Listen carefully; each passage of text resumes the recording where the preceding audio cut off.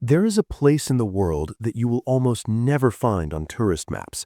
Hidden deep within the highest mountain ranges on Earth, it exists far removed from everything we consider normal. There is no internet, no highways, no easy access, only an overwhelming sense of distance from the modern world.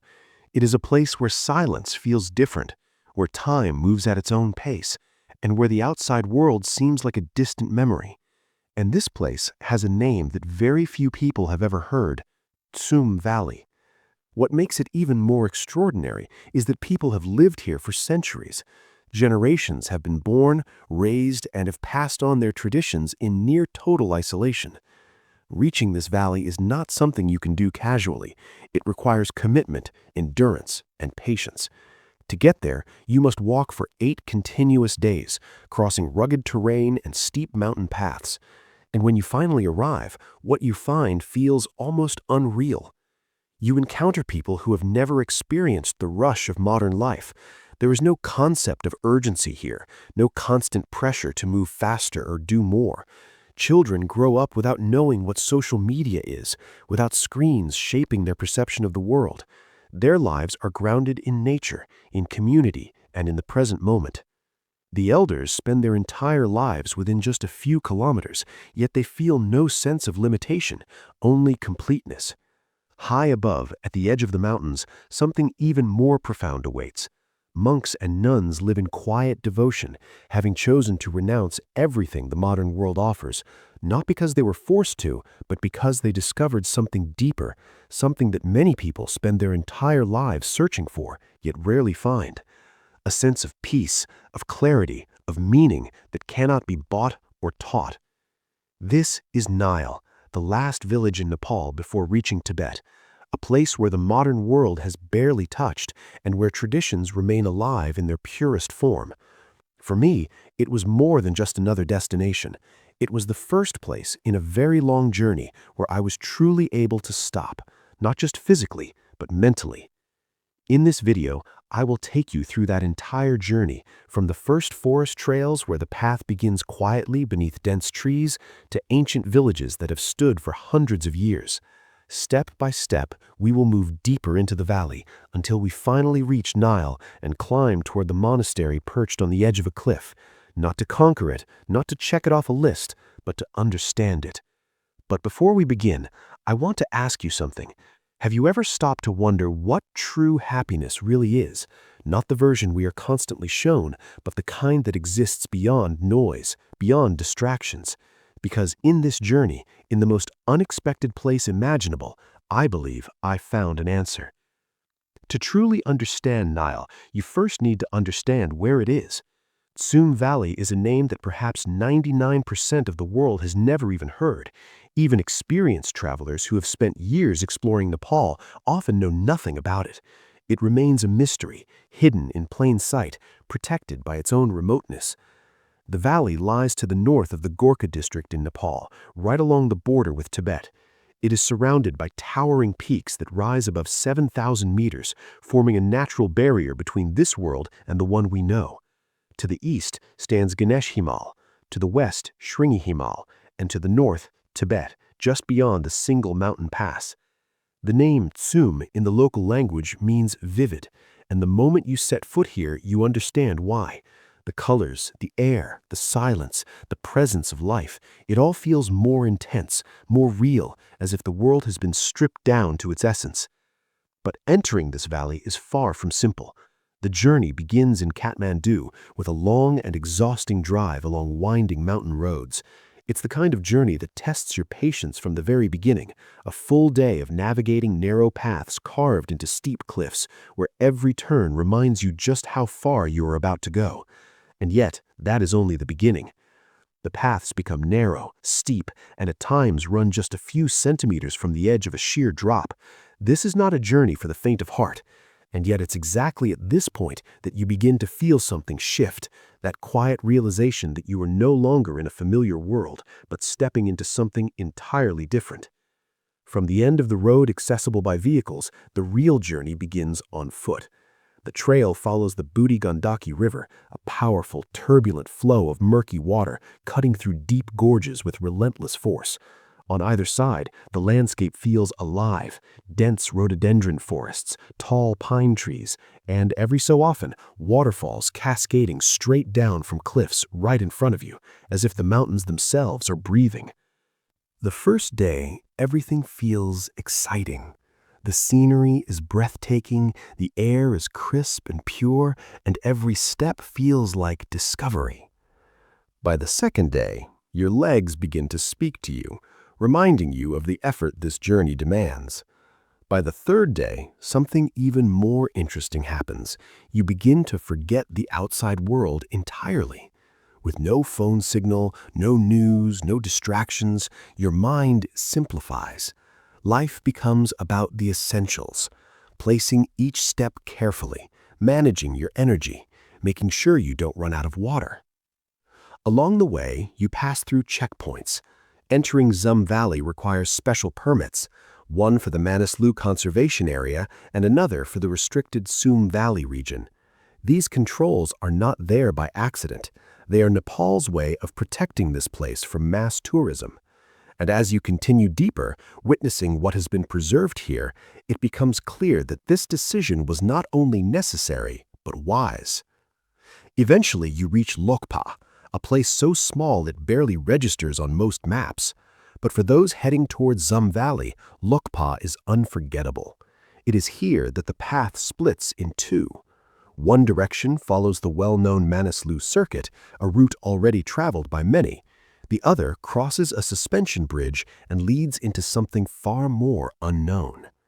When I stepped onto that bridge, looking down at the roaring river below, I knew that everything from that moment on would be different.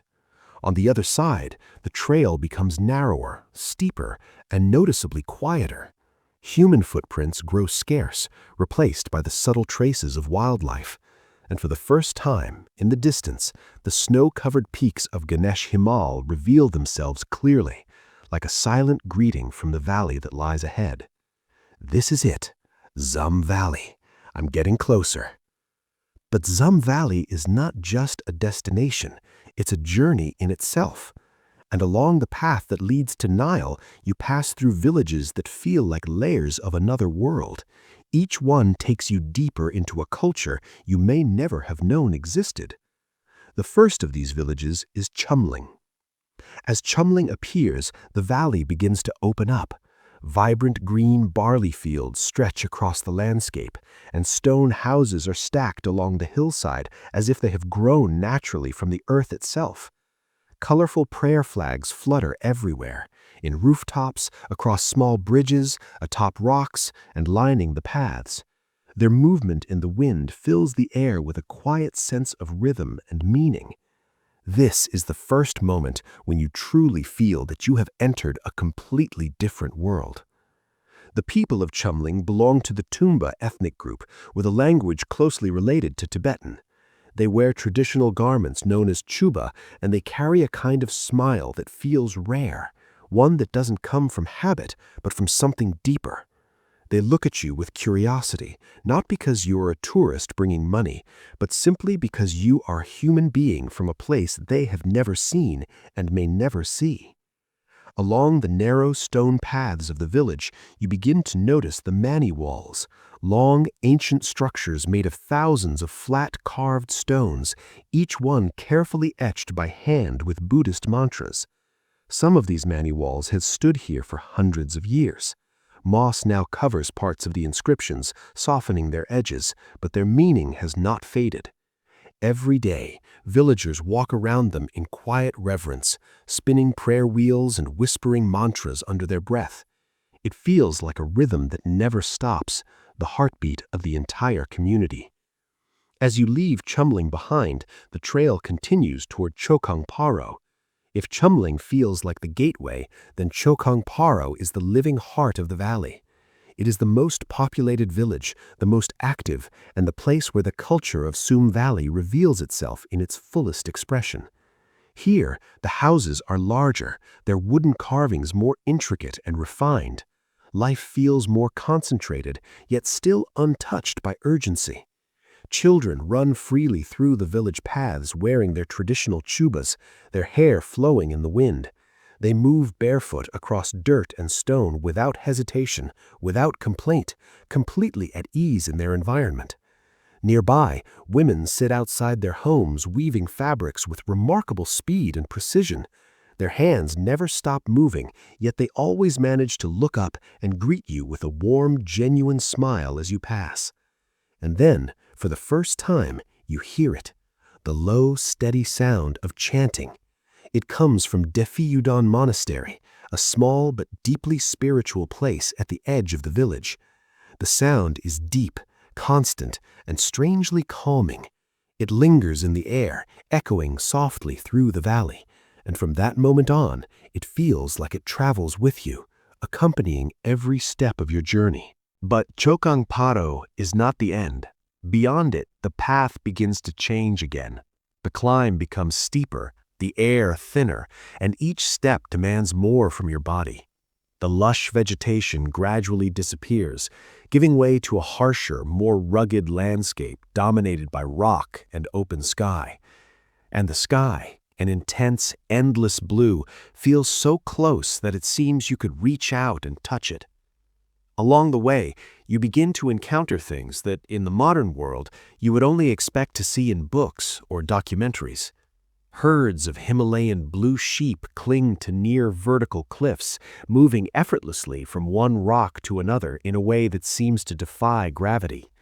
Yaks walk slowly and silently along the narrow trails, carrying heavy loads without a sound of complaint.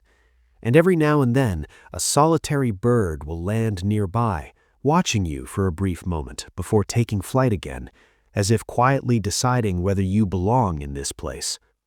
This is Tsum Valley, a place where nature and human life still coexist in a way the rest of the world lost long ago. And further ahead, Nile is waiting. Before leaving Chokang Paro, I made one final stop at Rachen Gompa. Unlike the remote hermitages carved into cliffs, this monastery opens across a wide plain embraced by long stretches of mani stone walls that feel like endless prayers written into the land itself. As you step through the heavy wooden door, the outside world disappears completely. It doesn't fade slowly, it simply vanishes as if it had never existed at all. Inside, a soft darkness surrounds you. The air is thick with the scent of burning yak butter and wild mountain herbs, a smell both unfamiliar and deeply grounding. In the dim glow, ancient frescoes begin to emerge from the shadows, illuminated by the trembling light of candles. Their colors flicker, their figures almost seem to move, as if the walls themselves are alive with stories that have been waiting centuries to be seen. In the main hall, the chanting of the nuns rises gently through the silence. It is low, steady, and deeply resonant, a melody that does not begin or end, but simply continues like an eternal current flowing through time. It feels untouched by the outside world, immune to change, existing in a rhythm that has remained the same for generations. Sitting on a worn cushion, I felt something shift within me. The weight I had been carrying, the exhaustion, the steep climbs, the long distance still ahead to reach Nile, slowly dissolved. Thought by thought, it all slipped away. What remained was only my breathing, slow and steady, and the soft echo of mantras filling the space around me. Rachen Gompa is not a place you visit in the usual sense. It does not exist to impress you or to be seen. Its purpose is far quieter, far more profound. It offers you something that is increasingly rare in the modern world: true silence. Not the absence of sound, but a deeper stillness, the kind that allows you to finally hear yourself again. When I left the monastery, I followed a narrow trail that climbs steeply up the cliff behind the village. The path is rough and uneven, winding upward toward a place that carries its own kind of presence.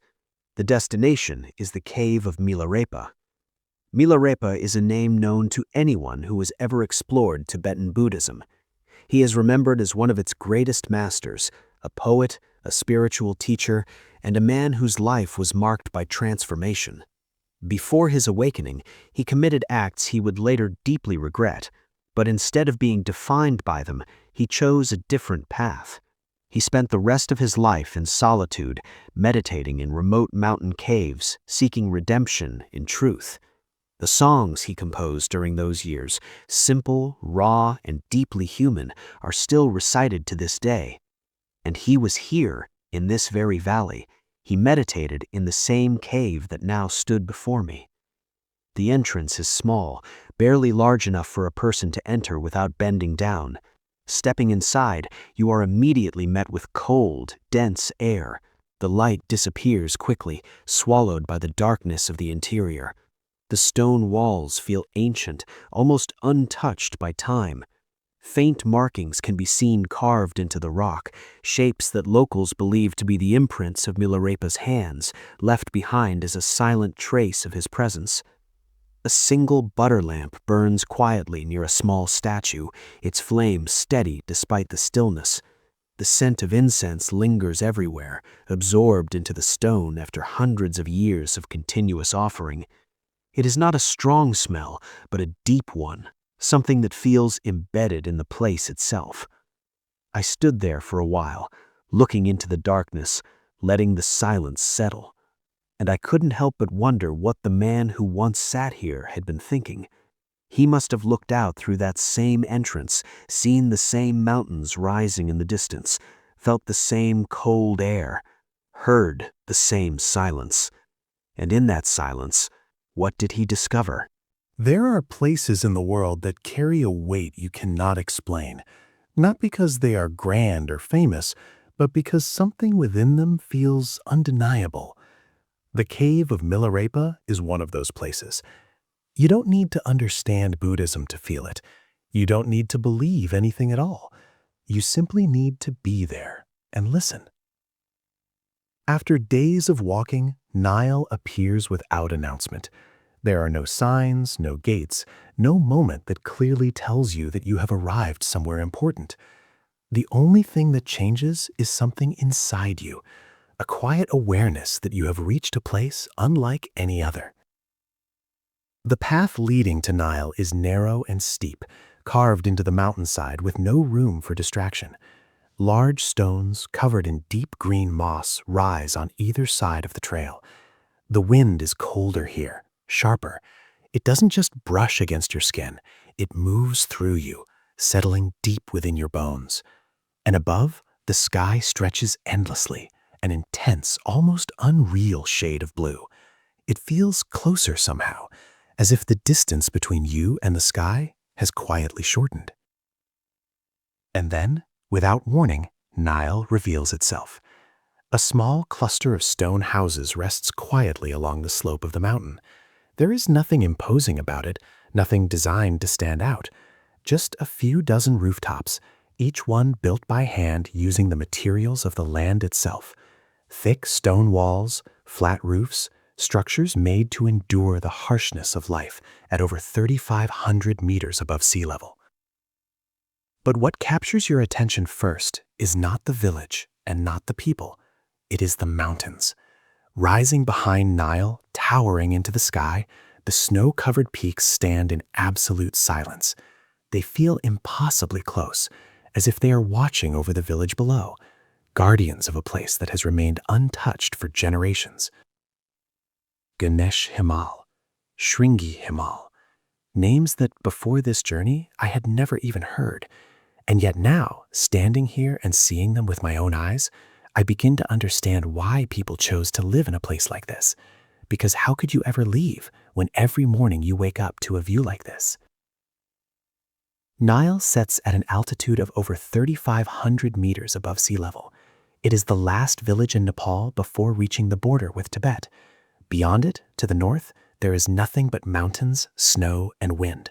No more villages, no roads, no continuation. This is the end of the path. And there is something strange about places like this, about endpoints. They always feel different, as if the air itself carries more weight, as if time slows down just a little more, and everything, no matter how small, begins to feel more meaningful. An elderly man sits in front of his house, slowly turning his prayer wheel. His gaze is fixed somewhere in the distance, far beyond anything I can see. He doesn't look at me. Or maybe he does, but my presence is not enough to interrupt the rhythm of his life. The wheel keeps spinning. His hand moves with quiet consistency, as steady and natural as breathing. A child suddenly runs out from behind a corner. He stops for a brief second and looks at me with wide, clear eyes. There is no shyness in his expression, but no familiarity either. Just curiosity, pure and simple.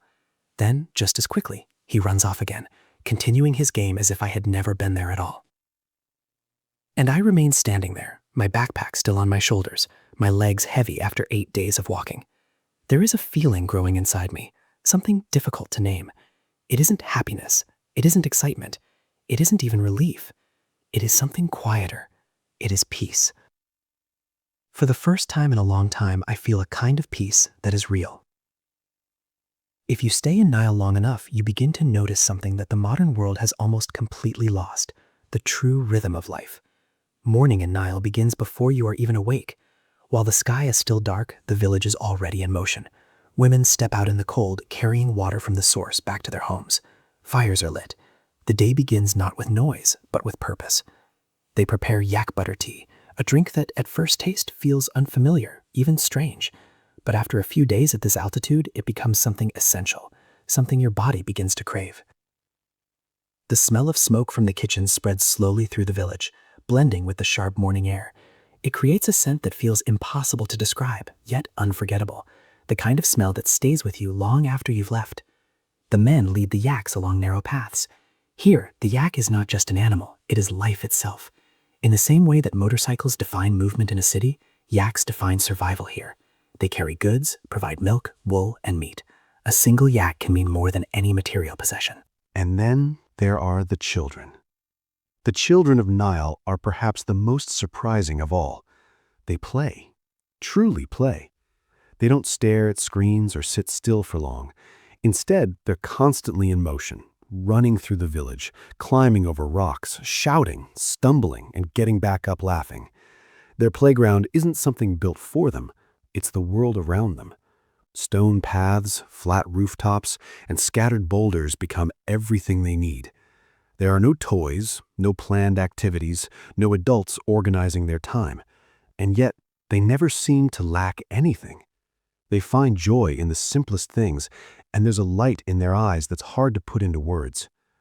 It's not the kind of excitement that comes and goes. It's something deeper, calmer, a quiet kind of happiness that comes from not knowing what it means to worry. By midday, the entire village slows down. Life softens into a steady, unhurried rhythm. Adults sit outside their homes, letting the sun warm their faces.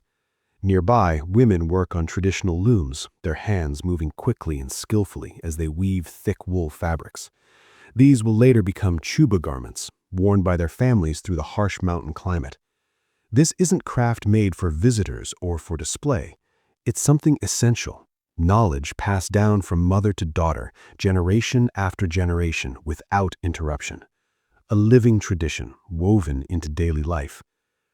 I sat beside one of the women while she worked. She didn't speak English, and I didn't understand her language, but she smiled, pointed at the loom and then at me, wordlessly asking if I wanted to try. I gave it a shot and immediately got it wrong. She burst out laughing, a genuine, warm laugh that filled the space between us. I couldn't help but laugh too. In that moment, language didn't matter. No translation was needed, just laughter. And somehow, the distance between two completely different worlds disappeared. Night in Nile is cold, intensely cold. As soon as the sun drops behind the mountains, the temperature falls fast. You put on layers, 3, maybe 4, and still feel the chill creeping in. The entire village retreats indoors. Fires are lit, and life gathers into small, warm spaces. You hear everything more clearly then. The murmur of conversations, children's voices, the crackling of firewood in the kitchen. I was invited to share dinner with a local family. The meal was simple: barley porridge, boiled potatoes, and yak butter tea. Nothing elaborate, nothing excessive, but sitting there by the fire, surrounded by people who had been strangers just hours before, and who now treated me like one of their own, It became the most meaningful meal of my entire journey. The host, a middle-aged man with sun-worn skin and rough hands shaped by years of work, poured me tea for the third time. I tried to refuse, already full, but he just laughed, shook his head, and filled my cup again. Here, turning down food isn't polite. Accepting more is how you show that you feel at home. So I drank the third cup. And for the first time on this journey, I didn't want the day to end. Nile doesn't have much, but what it does have, it holds so completely, so fully, that you start to question why we ever feel the need for more. The next morning, I looked up. There it was, Mugampa, sitting roughly 500 meters above Nile, clinging to the side of a cliff. It looked as if it had been carefully placed there by hand, with intention and precision. From below, it seemed small, but even from a distance, there was something about it, something that quietly pulled you in. The path leading up to Mugampa offers no comfort. There are no steps, no railings, just a narrow trail carved into the cliffside. In some sections, it becomes so steep that you have to use your hands, gripping onto rocks as you climb, feeling every movement, every step with complete awareness. The wind blows constantly up there, never really stopping, and the air at this altitude feels so thin that each step demands more effort than it should. With each step of the climb, Nile slowly shrinks behind you, becoming smaller and more distant. The valley begins to unfold on both sides, vast and open. Far below, the river catches the morning light, reflecting it like a moving thread of silver. And the snow-covered peaks, once towering above you, now stand at eye level, no longer something you look up to, but something you stand beside. Mugampa reveals itself gradually. It is a monastery of nuns, one of the few in the Himalayan region dedicated entirely to female practitioners. Its white stone buildings are stacked along the cliff, one above another, as if carefully placed to merge with the mountain itself. Strands of colorful prayer flags stretch from rooftop to rooftop, pulled tight by the wind, fluttering endlessly, like mantras carried through the air. Behind the monastery, the cliff rises sharply, almost vertical. In front of it, the entire valley opens wide, stretching all the way to the horizon. Before the first light touches the valley, while everything below is still asleep in darkness, the nuns are already awake. They wash their faces with freezing water that stings against the skin, waking the body instantly. Then they dress in their deep red robes and gather in the main hall. The first chants of the day begin. Their voices are low, steady, and unexpectedly warm. The sound travels through the cold morning air, flowing downward into the valley below. In Nile, this is what people wake up to. No alarms, no noise, just the distant echo of chanting rising with the dawn. Around 30 nuns, ranging in age from young teenagers to elderly women, sit facing each other in 2 rows. In front of each of them rests a thick prayer book, a cup of tea, and a small candle flickering softly.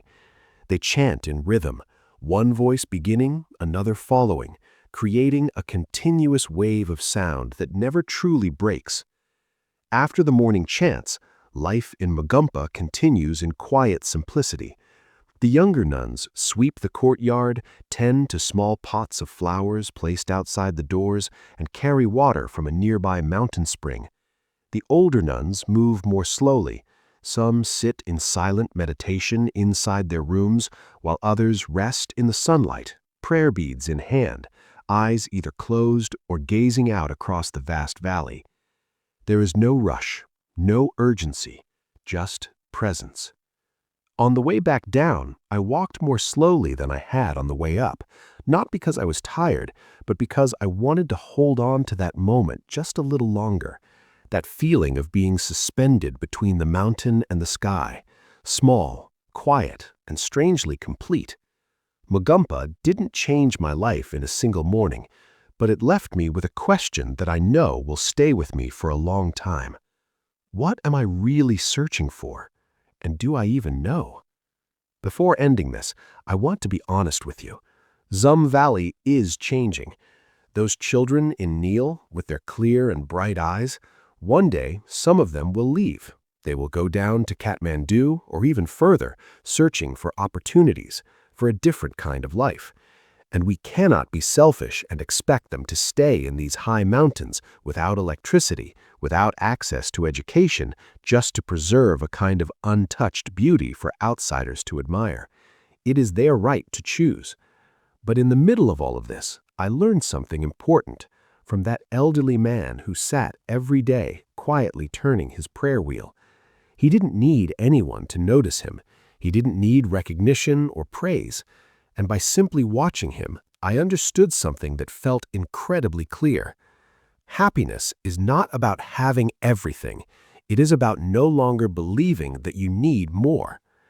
The modern world is built in a way that constantly makes us feel incomplete. Not enough money, not enough status, not enough recognition. We keep chasing, moving, striving, caught in a cycle that never really ends. And somewhere along the way, we forget what it feels like to be content. The people of Nile are not part of that cycle. Their measure of life is not how much they have, but how little they actually need. I'm not saying life there is perfect. It's hard. It comes with limitations and challenges that most people would struggle to accept. But sometimes you need to go very far away to create enough distance from your own life just to see it clearly. To realize that maybe happiness isn't somewhere ahead waiting at the end of the path you're running toward. Maybe it's already here, right where you are, if you're willing to stop long enough to notice it. The morning I left Nile, I woke up while the sky was still completely dark. At this altitude, the stars shine with an intensity that feels almost unreal. There are no city lights to compete with them, nothing to dim their presence. Just a sky full of light stretching endlessly above you. Then, slowly, the eastern horizon began to glow. The first light of dawn didn't reach the valley right away. It touched the highest peaks first. The snow turned from pale white to a deep orange, and then into a soft, vibrant pink, while everything below remained wrapped in shadow. It felt as if the mountains were waking up before the rest of the world, receiving the morning as a quiet privilege. The old man stepped outside once again. He stood there, just as before, facing the mountains, gently turning his prayer wheel. And in that moment, something became clear to me. I was only passing through, just a brief presence in a ritual that had been repeated for centuries and would continue long after I was gone. I lifted my backpack and began walking down the path. A few children waved goodbye as I passed. The woman who had been weaving looked up, smiled, and gave a small nod. There were no long farewells, no words exchanged, just simple gestures, quiet acknowledgments. And somehow, those silent goodbyes felt more meaningful than anything that could have been said. After walking for a while, I stopped and turned around one last time. Nile was still there, small, still, and almost hidden beneath the presence of the ancient mountains that surrounded it, watching over it, as they always have. There were places you visit and eventually forget, and then there are places that stay with you, places that live quietly inside you, reminding you that there is another way to live, one that feels more grounded, more complete, more at peace. If something in Nile reached you, if even a small part of this journey resonated with you, then stay with me. There are more places like this, more stories waiting to be told, and more lessons hidden in the quiet corners of the world. Thank you for being here, and for slowing down, even just for a moment, with me.